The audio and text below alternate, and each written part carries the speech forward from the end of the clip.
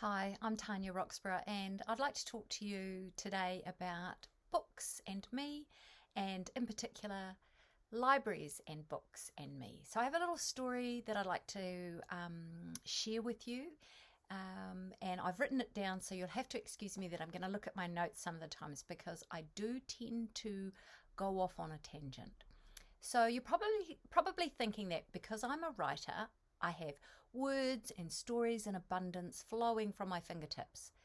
Perhaps you imagine that I'm surrounded by piles of novels and half completed manuscripts. Well, if you look behind me, I have lots of books behind me, which is fantastic.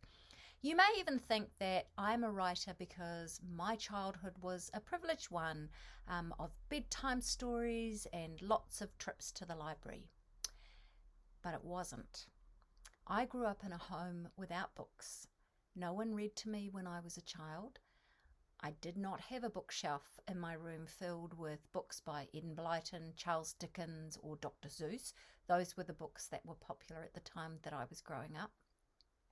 In the living room, there was one bookshelf, but it housed only an old Bible, a 150-year-old textbook on veterinary science and horses, and volume 1 of the Reader's Digest Classic Adventure Stories. The rest of the space on the bookshelf was taken up by pot plants and ashtrays and disused coffee cups. However, I remember the day that I discovered that I could read outside of my primary classroom. I was 9 years old and I was made to stay in bed with my mother and my newborn sister. Mum needed a rest and I was a fidgety and unpredictable child, so she plonked me beside her in the double bed and shoved the Reader's Digest volume into my hands. I was really bored with trying to sit still.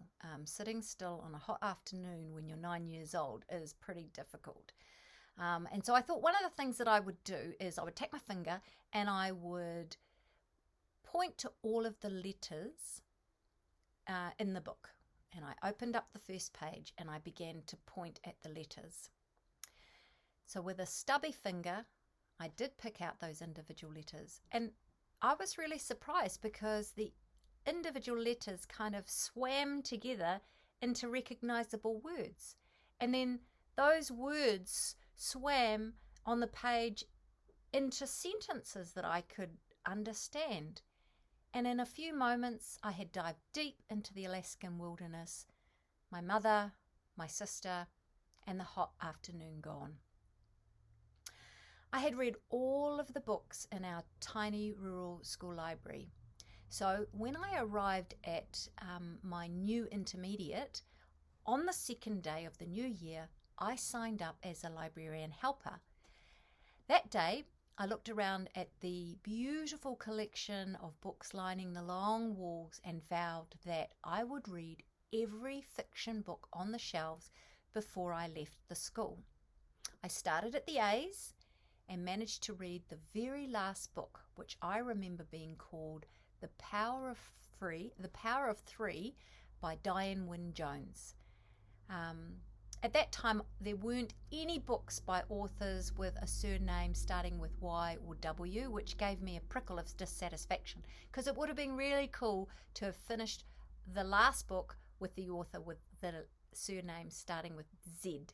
Now it would be probably The Curious Incident of the Dog at Nighttime by Markus Zusak.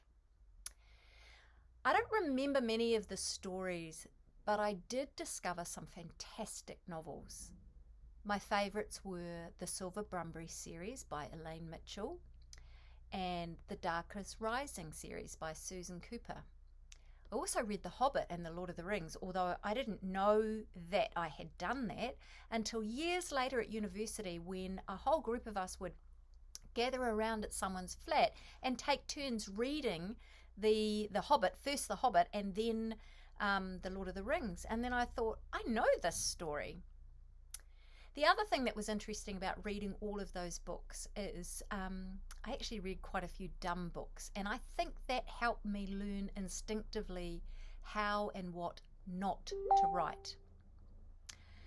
I am certain that all my reading filled the gaps of my early years.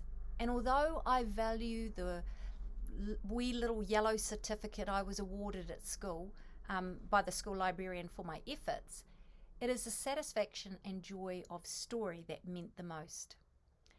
The certificate is long gone, but the memory of the books, their smell, the feel of them, the beauty and excitement of the adventures and characters remain to this day.